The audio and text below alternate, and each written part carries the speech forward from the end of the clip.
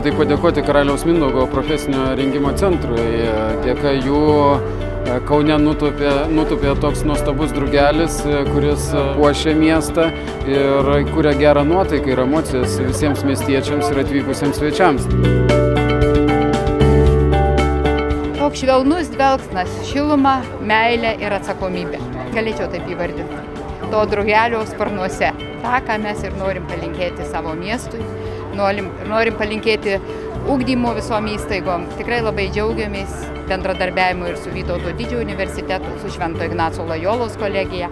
Aš noriu pasakyti, kad tai visų bendras darbas. Apskritai, kalbant apie patį drugelį, apie pačią idėją, labai džiugu, kad jisai įrengtas neatlygintinai, kad iš tiesų tiek Aleksoto bendruomenė, tiek ir profesinio rengimo centras ne tik tai ima kažką, bet ir duoda miestui. Tai yra visa turbūt ir esmė, ką mes sakom, ugdymas, ir galime tą programą vykdyti labai formaliai, duoti klasėse padaryti kažką, parengti ir tiek žinių.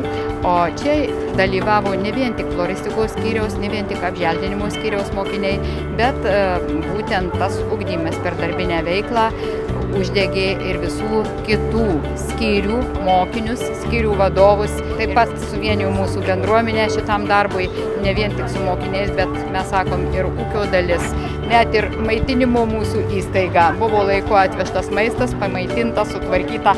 Daug dalykų, kurie slepiasi po tuo, tai yra labai svarbu ugdymo procese. Tai būtent ir atsispindi mūsų visoje ugdyme, tą, ką mes turim, kokį turim rezultatą.